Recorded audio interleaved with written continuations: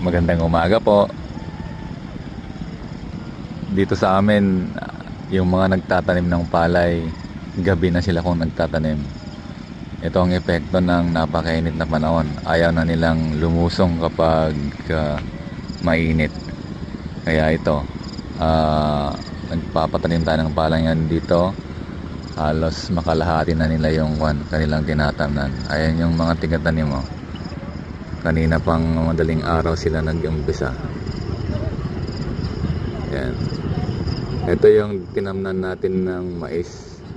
Nakakuha lang tayo dito ng 5 tons ayon sa aking in-expect dahil ayun nga, mainit tapos medyo napilit siyang mahinog. Ang daming mga nasayang dahil sa halos 2 linggong nag-uulan. Pero salamat sa Diyos, nakabawi din tayo. Maraming mga nasayang kagaya nito. Ayan, nalub.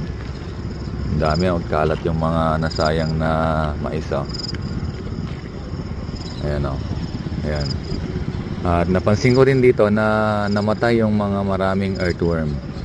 Kaya tuloy-tuloy lang yung pag-apply natin ng tricky fertilizer para maalagaan yung mga earthworm na yan or magkaroon ng panibagong mga earthworm ulit. Ayan o. Ito yung 222 na palay. Abonohan natin ito kagad para tayo na kasi yung nahuli dito. August 6 na ngayon. Kaya kailangan paspas yung ating mga dito. Saka yung ating punla napaka lalaki na. Yan o.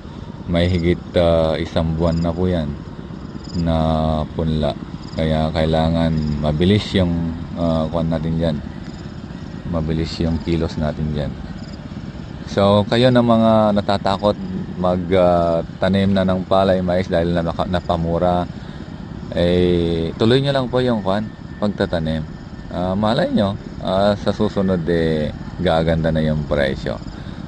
Hindi naman maganda kung maghihintay tayo ng wala dahil kawawa po tayo. Dapat huwag tayong panghinaan ng loob. Dapat ituloy lang po natin. Pasasaan ba na magbabago din yung sitwasyon. Kaya tuloy lang tayo sa pagtatanim, mga kapatid na magsasaka, mga kaibigan.